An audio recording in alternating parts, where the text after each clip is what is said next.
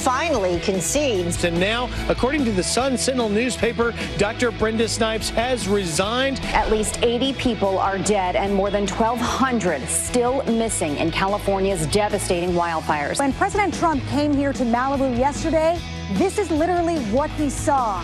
House after house burned to the ground. Hundreds of residents in the border city of Tijuana protesting the arrival of Central American migrants. If you live in a house, you have walls, you have doors, because we don't want to let just anybody go into our house. I consider this country my house. I think some of our democratic freedoms have been under attack. Like what? What democratic freedoms have been undermined? We just had an election where we switched power in the House. Democracy is at work. People are voting, and we're in record numbers. His first ever Cup Series championship. It's Joey Logano who wins.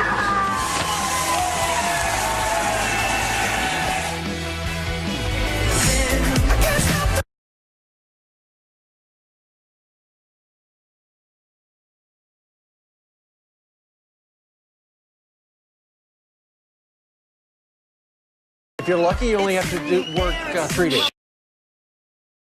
So funny we're playing this song because I went to go do a Fox Nation shoot with the Building Homes for Heroes recipient, and some of the folks that helped build the houses, they were talking about how wonderful it is to be grandparents, and their granddaughter loves this movie, Trolls. And I said, every time we play this song, Brian and Steve, their kids are older, they don't even know that this is part of Trolls. You know that movie, Trolls? Not yet, no. Exactly. Not yet. Exactly. I'm just focused on Creed 2. But this does remind me of last night. I was dancing on a speaker to this song. Oh, yeah, he was over at Studio 54. Right. It was crazy. Yeah, it took forever to get in. You want to see the pictures, go to page6.com. Anyway, thank you very much for joining us on this Monday of a short holiday week. We start with the Fox News alert. Big news. The ballot chaos in Florida now over as that embattled Broward County election supervisor reportedly resigns overnight. It comes hours after Senator Bill Nelson conceded to Republican Rick Scott in Florida's Senate race. Griff, why would she resign? I thought it was going so well. Good morning. Well, she lost 2,040 ballots. She missed some deadlines, and she failed to accurately report numbers on election night. And now, according to the Sun-Sentinel newspaper, she's headed for the door effective January 2nd. Yesterday I asked her pointedly, I said, are you worried the governor-elect Ron DeSantis will remove you? Here's what she had to say. No, I haven't heard anything about that. So, no, my attorney says I should not answer. Thank you very much. So, thank you, guys. Thank you all.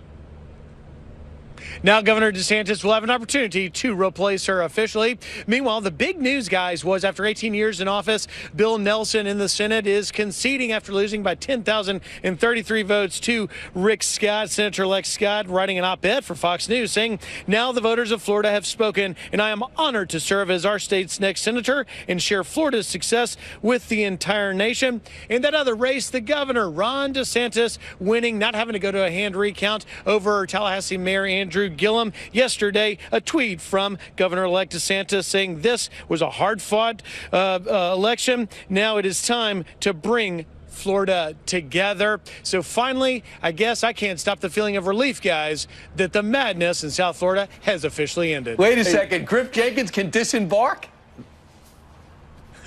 You can go home? Finally headed home, so we think. Right, but nothing's ever official. I've seen that shirt 4 straight days, in Florida. You're probably right. You're all right. the hardest worker in television. Hurricanes and elections, the caravan. Thank you, Griff.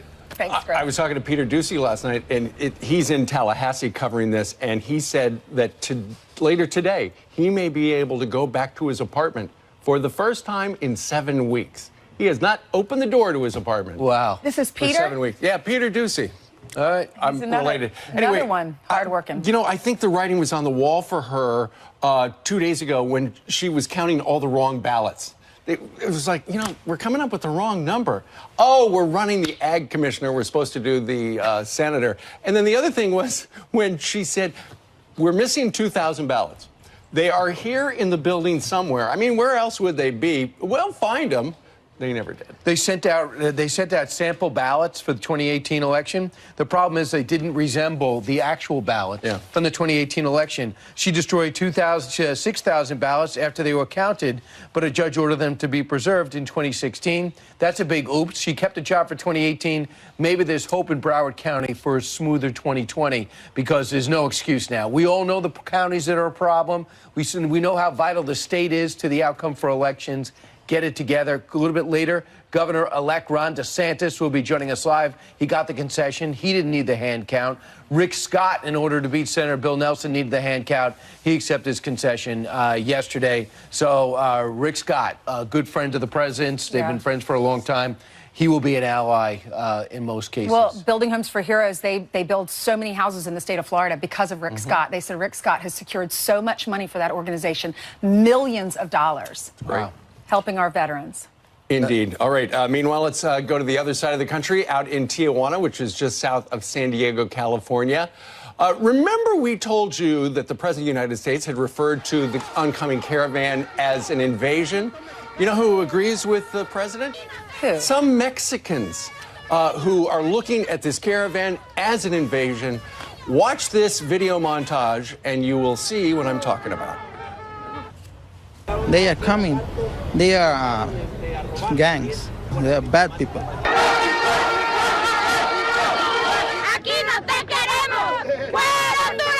Our government has not taken control of these, what we call invasions. If you live in a house, you have walls, you have doors, you have gates. And so we do that because we don't want to let just anybody go into our house. And I consider this country my house on a larger scale, and we should control our borders. Lo que dijo Donald Trump es verdad. Es una invasión.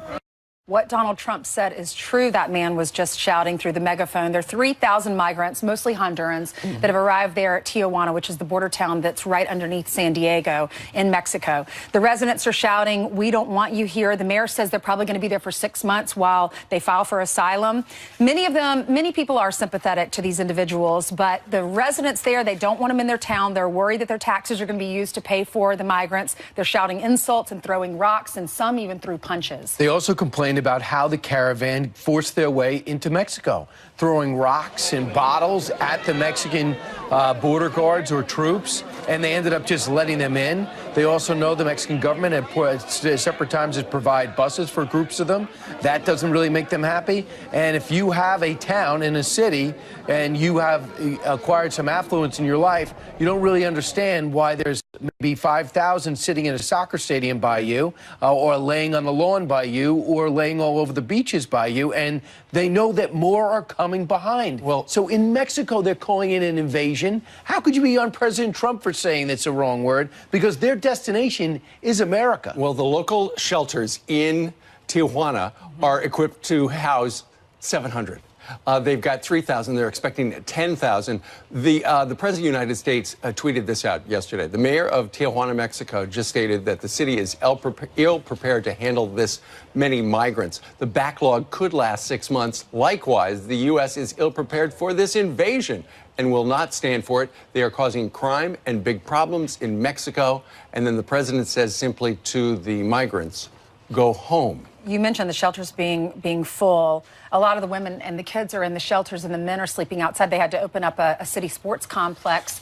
You had people sleeping on the fields. You had like the baseball fields underneath the bleachers, and churches were bringing in portable showers and bathrooms so that the folks could have some water and be able to clean themselves. If you don't like the term invasion, don't worry about it. The mayor of Tijuana has other term, an avalanche or a tsunami of people. Right. So for people who think it's hyperbole that the president was using it for the election, he was pointing out something for the election, but he tweeted about it again last night. He didn't forget about it, and now all of a sudden you have the Mexican City mayors complaining about it. Well, keep in mind, remember when this caravan was coming up from Guatemala and Honduras through the Mexican towns, we saw images of the people coming out, the Mexican people coming out, presenting them with food and water and clothes. Stark contrast now, right? Everything they needed. And now that they are where they were going to in Mexico, last stop before the United States, The welcome not so well. That's because welcome. they knew they were going in and going out. But then when they reached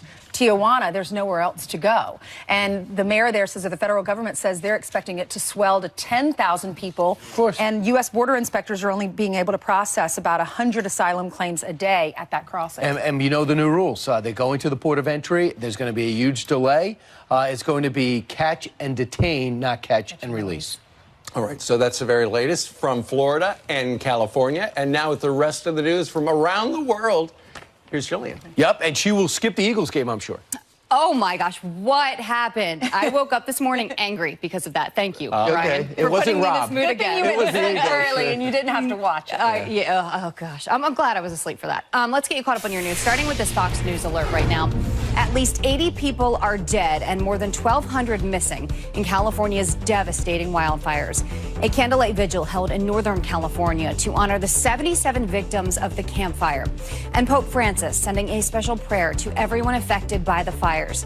Heavy rain in this week's forecast could bring some relief, but there is a new risk of flooding and mudslides in already devastated areas. It is sentencing day for the man who admits to killing his pregnant wife and 2 little girls. Chris Watts could spend the rest of his life behind bars after taking a plea deal to avoid the death penalty in Colorado. He was arrested in August, days after going on TV to beg for the safe return of his family, claiming they were missing. The bodies of Shanann, Celeste, and Bella Watts found days later at the oil field where he worked. Bob Barker is in the hospital for the second time in less than a month. The 94-year-old former Price is Right host rushed to the emergency room in Los Angeles with severe back pain. His manager tells Entertainment Tonight that he is, quote, awake, alert, and improving, but he's up and down. Barker was also hospitalized with back pain at the end of October. President Trump and First Lady Melania will receive the national Christmas tree at the White House today. The nearly 20-foot-tall, 800-pound Fraser fir, chosen from a farm in North Carolina. It's scheduled to arrive at the White House around 1 o'clock Eastern time, but it won't be lit up until next Wednesday, so you're going to have to wait to see that. Indeed. Guys. All right. Thank you very much, Jillian. Thank you. You know what he should have put the stand on, have the guys put the stand on in the woods, because you don't want to do that at your house. Although this is the people's house, and the way they look for a tree that will fit exactly, so we've all been there for years, it'll just touch the roof of the White House, so it'll stand 20 feet. Their light bill at the How do you find a stand for what? They put it in a bucket, right? You have to put it in a bucket and cover it. I think the Park Service probably has some special White House Christmas tree stand. I mean, you know how hard it is to put a stand on an 8-foot tree. I am so proud of myself when I go to the Christmas tree place and I bring my stand from the previous year, because then I get a pro to put it on, and I know it's going to be straight. Are you one of those that keeps the stand? I don't. I live in a small apartment. There's no place to store it. I'd rather just buy a new one every year. Really? I keep the stand. But you have an attic. You have a house. Right. That's a little different. Okay. Under the bed. What do you do? Slide it under the bed. Yours is under the bed? We now have an electric. We have an artificial tree that comes with a stand. Nice. Yeah. So much easier. We keep it in Peter's bedroom, in the closet. All right. Meanwhile, 6:13 here in New York City. New York Times asking the big question about who will lead House Democrats. If not Pelosi, whom? Lisa Booth is here with an answer, and she's coming up next. And could peanut allergies soon be a thing of the past? Yep. The possible game changer coming up. Good news for peanut farmers. Peter Doocy, don't try to hang your clothes up. There's no room. No room. No room.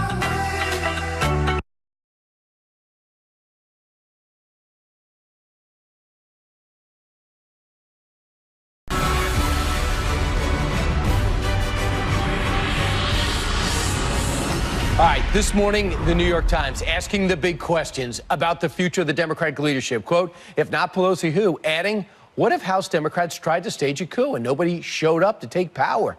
That is the predicament facing Democrats as a quiet rebellion simmers in their ranks to block Representative Nancy Pelosi from being Speaker again. Fox News contributor Lisa Booth joins us now with the drama. Hi, Brian. So, Lisa, there is people that are unhappy. They ran not supporting Nancy Pelosi for Speaker. But is this going to go anywhere? Well, and you've also had 17 people sign onto a letter saying that they're not going to support Nancy Pelosi, even on the House floor. And that's where her her biggest challenge lies, because she's ultimately likely going to get the behind-the-scenes votes on November 28th. It's the January 3rd vote where she has to get to 218, which is potentially an issue for her. And I think that if it's this hard for her to wrangle her caucus, I think it's sort of a sign of what's to come for her. And I really think she's going to have some difficulties on her hand next Congress of keeping her caucus together. And it was interesting because she apparently had a meeting with some centrist Democrats, and she had named the House Freedom Caucus of, we don't want to have that kind of problem next caucus or next Congress. So I think she's acutely aware that this is going to be an issue for her. And you have a growing progressive wing of the party. I think there's around 90 members in the Progressive Caucus. That's going to be a really big challenge that she's facing. That's a great point, because a lot of people ran as almost like Republicans in Republican districts and won as Democrats. And then you have many who are to the left of the San Francisco Congresswoman Nancy Pelosi. Right. But in the end, Kathleen Rice was quoted today as saying, you know, she's a New York Congresswoman. She says, don't expect somebody else to emerge until it's clear that Nancy Pelosi doesn't have the votes. But is Marcia Fudge emerging? They met on Friday. Well, I've seen her name she's put her name out there, probably tepidly sort of saying, you know, what kind of support she could get. I don't know. I think Nancy Pelosi is ultimately going to get the speaker's gavel.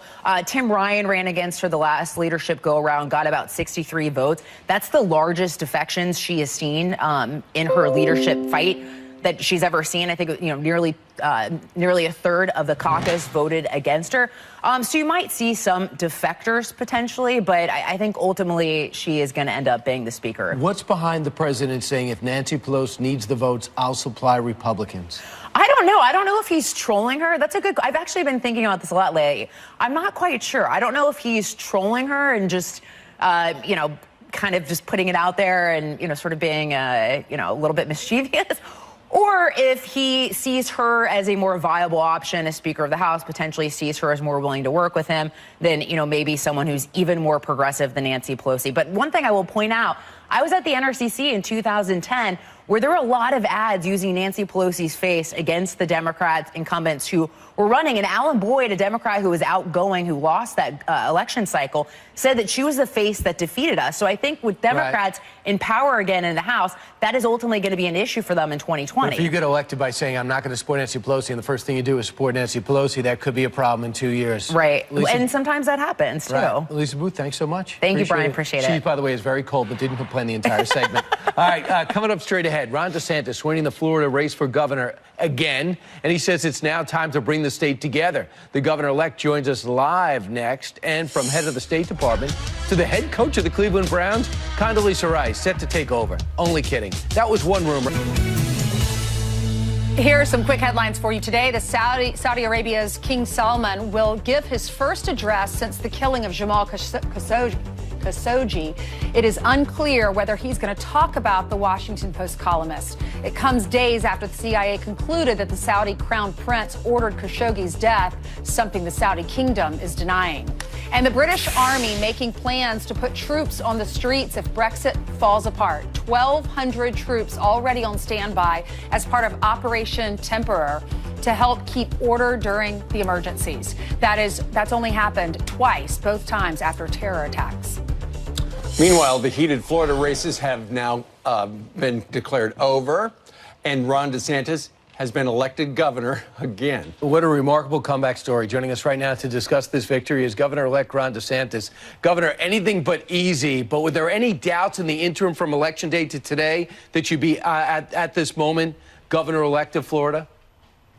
No, I mean, look, it's the only thing better than being elected governor of Florida is being elected twice in 2 weeks. And so, you know, we had a margin on election night. It was a close race, but it was definitive that I had won. And even with some of the votes that turned up in Broward, I mean, my margin was significant enough. We knew the machine recount was not going to change it, and it didn't. And I also had confidence that Governor Scott would end up winning the recount, both the manual and machine recount there. So I think that's great that it happened and that we're moving on now. obviously, we're going to have to address some of the problems with the election administration in places like Broward and Palm Beach County. I think it's good that Brenda Snipes has submitted her resignation. There was no way as governor that I was going to let her preside over another election down there after all the problems that they had. So we had 65 counties do a good job. We had 2 that dropped the ball. We want to make sure all 67 counties do these elections in a fair way. What happens next? You'll appoint someone to take over for Dr. Snipes? It depends on when her resignation is effective. I heard it was going to be effective sometime in early January, about the time I'm being sworn in. So, yeah, then that'll fall to me to appoint her replacement. If she has resigned immediately, then Governor Scott would have a window to appoint it before he leaves office. Well, Mr. DeSantis, what do you make of the fact that these races, not only Senate, but governor and ag commissioner, were so close? What does that say about Florida? That the state is pretty much split right down the middle, 50-50? Or that the state is just bad at counting? No, look, it's always been a competitive state. I mean, that's just the nature of the beast. Donald Trump won Florida by a couple points. Barack Obama in 2012, I think it was like 0.5%. Yeah. And so that's just how Florida elections are. The Democrats turned out way more voters than they did in 2014. But I think what we did on the Republican side is we made sure we turned out our voters. So there kind of was a blue wave. We just were able to overcome it. Andrew Gillum was called by the President of the United States a force to be reckoned with. No one doubts his talent, composure, and charisma on the stump. What was he like to compete against? Well, he was a very formidable opponent, and I said that from the beginning. I mean, you know, no one thought he could win the Democratic primary, but if you watched him, he out-debated all those people. He was the only one that inspired anybody with enthusiasm, and I think the fact that he was their nominee, he was really responsible for driving a lot of these Democrats to vote who don't normally vote in midterm elections, and so it was tough. It was a tough fight. What's on the agenda for you? What do you plan on doing when you're sworn in? Well, the first thing we have to do is we have to baby-proof the governor's mansion because I have a 2-year-old daughter and an 8-month-old son, and so we want to make sure that, you know, there's all kind of Florida history in there, and I don't want my daughter bringing that crashing down. But we've got a lot to do from economic development. We're going to do a lot of education reform. I'm going to appoint 3 Supreme Court justices. Basically, as soon as I take office, we're going to have to look and make sure our elections are run well. And so there's a whole host of things we're going to be able to do. It's going to be an exciting time in Florida. I saw your ad that showed your child in it, and you were reading them Art of the Deal. How much did the president help you get over the finish line? Well, he did 2 big rallies in Florida down the stretch, one in Southwest Florida and one in Northwest Florida. And I think if you look at the type of turnout we were able to generate, I think a lot of his voters he was able to activate and bring them out. And so I think that he played a very, very important role in this. And you look throughout the country, these races where he was campaigning, Missouri, North Dakota, these places, all those candidates won. And so, you know, I think Donald Trump has a very good base of support in the state of Florida and in some of these other states where he was able to help engineer these victories. All right. So no doubt about it. In Florida, he had a huge impact in the Senate race and the governor's race. Governor-elect Ron DeSantis, congratulations. Congratulations. What a story. Thanks so much for joining us. Thanks, guys. All right. Meanwhile, on this Monday, you've heard the left claim President Trump is undermining democracy. Well, now Congressman-elect and Navy SEAL Dan Crenshaw has just one question. Democratic freedoms have been undermined. We just had an election where we switched power in the House. Democracy is at work. People are voting in record numbers.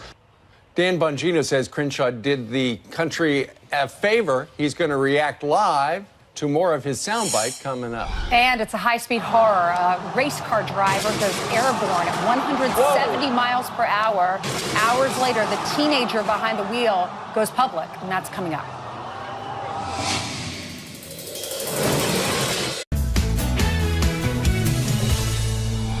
If you live in a house, you have walls, you have doors, you have gates. And so we do that because we don't want to let just anybody go into our house.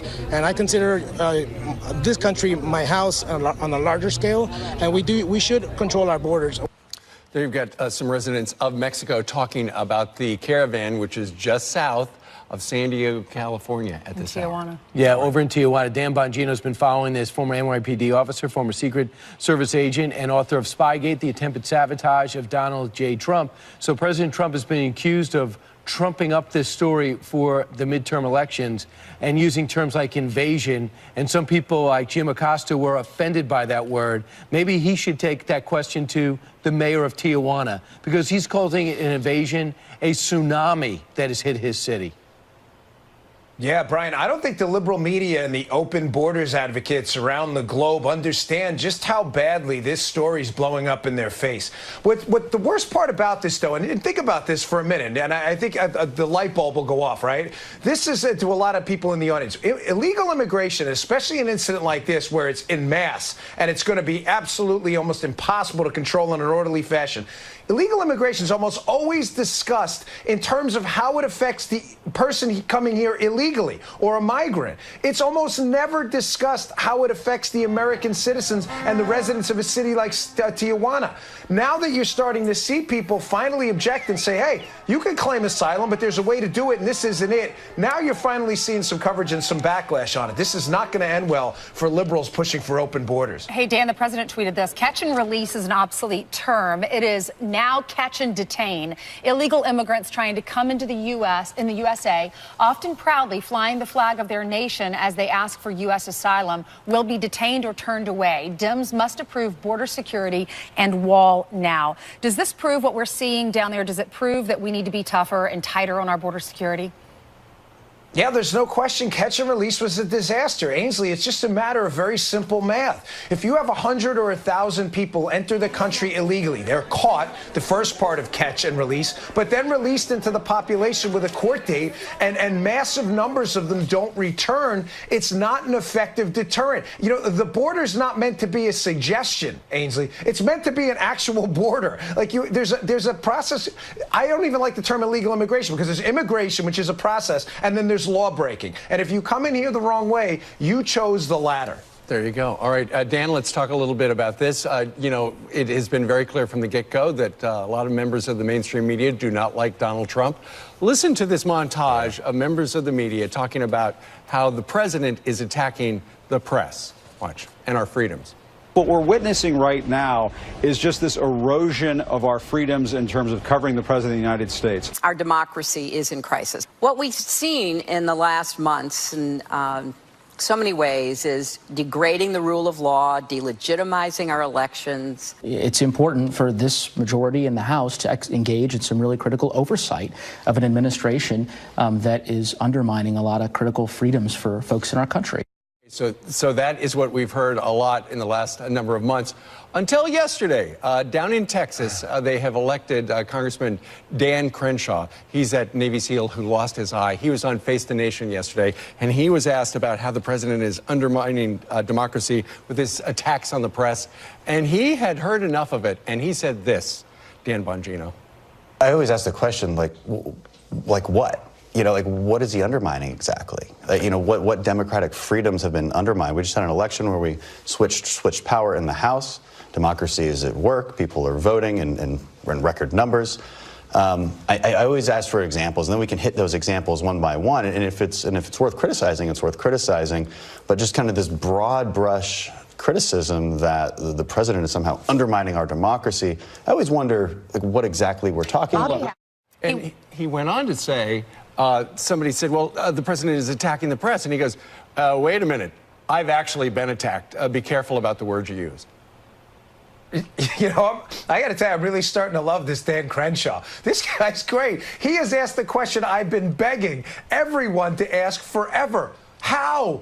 How is the president undermining democracy? Do you understand how foolish that makes you look when you say it and you produce examples that are the opposite of what you're suggesting? Think about it, Steve, right? He's undermining what? Your economic democracy? How? By giving you back more of your money in a tax cut? How idiotic is that? He's undermining press democracy or freedom of the press? How? Steve, the guy gives press conferences when he's in the bathroom. The guy is always giving press. This guy has answered more questions than you guys have asked in what, 20 years in the media? He can't stop answering questions, and he's undermining the free press. Oh, well, he threw out Jim Acosta. Yeah, he threw out Acosta, who's now right back in the process because they went to the courts. And what did Trump say about it? Okay, fine, we'll institute some rules. Wait, one more. Oh, he's undermining democracy. How? By not forcing you to buy Obamacare and dumping the individual mandate? This is the most democratic president we've seen in decades. This is so dumb, you're making yourself look silly by saying it. And a big round of applause to Dan Crenshaw for finally calling people out on it. All right. See, you got me going on that. Holy cow, who needs coffee? Excited. Yeah, now he's really. I didn't even have one yet. It's amazing that SNL hit that was so inappropriate, that was rectified the following week, which was last week, has really put him in the spotlight, and I think he's really shining.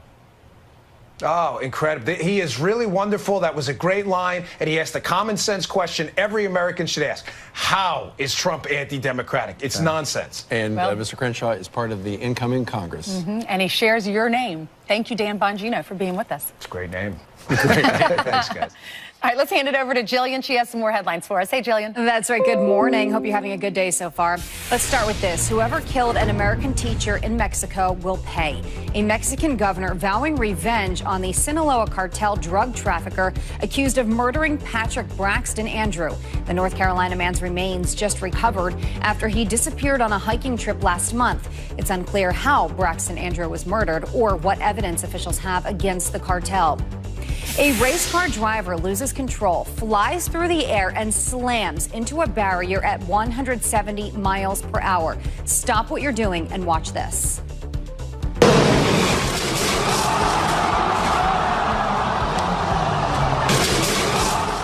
That is frightening. That is driver Sophia Flores crashing on the Formula 3 course in China. The German teen who fractured her spine tweeting in part, quote, "Just wanted to let everybody know that I am fine." 5 other people were hurt. An experimental new treatment could be a, quote, game changer for children with peanut allergies. Researchers in the U.S. and UK gave kids a drug made with a small amount of peanut proteins, then increased the amount over a few months. By the end, 2 of 3 children could eat peanuts without any allergic reaction. Researchers hope to get FDA approval next year. More than 1 million kids in the U.S. have peanut allergies. Condoleezza Rice shutting down reports her beloved Cleveland Browns wanted her to coach. The former Secretary of State writing on Facebook, quote, "I love my Browns, and I know they will hire an experienced coach to take us to the next level." And, quote, "I do hope that the NFL will start to bring women into the coaching profession." Rice also saying she'd like to call a player or 2 next season. The Browns say she is not in the running for the job. So look at your headlines. A lot of people talking about that one this morning. Yeah, because Adam Schefter said it. He's almost never wrong. Yeah. But how could that possibly be? Well, look, I think anyone can do better than Hugh Jackson. I think, won 3 games out of 40, so yeah, right. Maybe. He forgot to win last year. And if you're almost never wrong, you could be wrong this time. I know, he's almost never wrong. All right, but Jillian. her dad was a coach. All right, Jillian, thank you very much. Meanwhile, Janice Dean, the weather machine, is going to join us outside to tell us that rain and snow is coming here. Oh, you know what? Not too bad, actually. Today is really nice. Where are you from? San Antonio, Texas. What are your names? Ruben and Rose Guerra. I love San Antonio. What do you think of the weather here so far? It's fabulous. It's been awesome. Yeah, what are you going to do today? We're going to the 9/11 Memorial and also over to the Brooklyn Bridge. Awesome. And you're on Fox and Friends right now. That's right. Awesome. Fantastic. Let's take a look at your weather for our San Antonio folks here in the Northeast. It's 45 right now across the Great Lakes, interior Northeast sections. That's where we're going to get a little bit of the rain, snow mix. Here along the coast, we're okay. And the good news is, as we head into this busy travel week, we have a fairly quiet weather pattern. Now, we are going to potentially see a little bit of moisture sneaking up across the Ohio Valley in towards the Northeast and the Great Lakes. And we have a system moving into the West Coast we're going to watch as well, which is going to bring some much needed moisture to folks in California. But there's our Thanksgiving Day forecast. Not too bad. 27 here in New York City. All right. You want to say hi to Steve, Ainsley, and Brian in the studio? Hi, guys. Good to see you. The Riverwalk. We love San Antonio. Yes, we love San Antonio. Thank you. Thank you very much. And the Alamo. Right, and the Alamo. Yeah. Check out Fox Nation coming soon. Yeah, very soon, the 27th. Meanwhile, 17 minutes before the top of the hour, President Trump says the answers are finished for special counsel Robert Mueller. We gave very, very complete and Good morning. It is Monday, November 19th, and this is Fox and Friends First, happening right now at 4 a.m. here on the East Coast. It is official. Republican Rick Scott, the new senator of Florida, as Democrat Bill Nelson finally concedes. But he's not the only one heading for the exit. Is embattled election supervisor Brenda Snipes also on her way out? And border backlash, angry residents now demanding the migrant caravan go home. Look at this. The brand new threat from the president also to lock it down. And friend or feast, how it's now up to you to decide which turkey will get the presidential pardon this Thanksgiving. Fox and Friends First starts right now.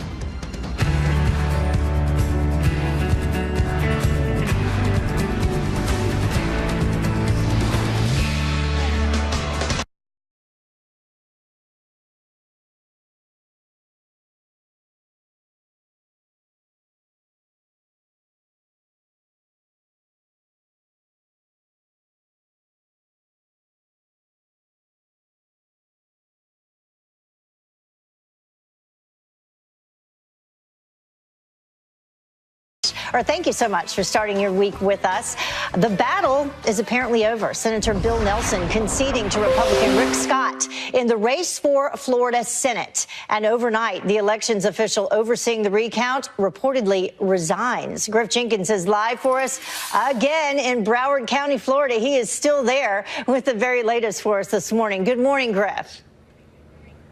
Good morning, Heather. She lost 2,000 ballots. She missed deadlines, and she failed to report accurate election night numbers. And now, according to the Sun Sentinel newspaper, Dr. Brenda Snipes has resigned. We believe, according to the report, that she will be effective January 2nd. She will be gone. And now Governor-elect Ron DeSantis will appoint a new Broward County elections chief. Now, this comes on the heels of the big news, of course. Senator Bill Nelson conceding in a video statement after losing by 10,033 votes to Rick Scott. Take a listen.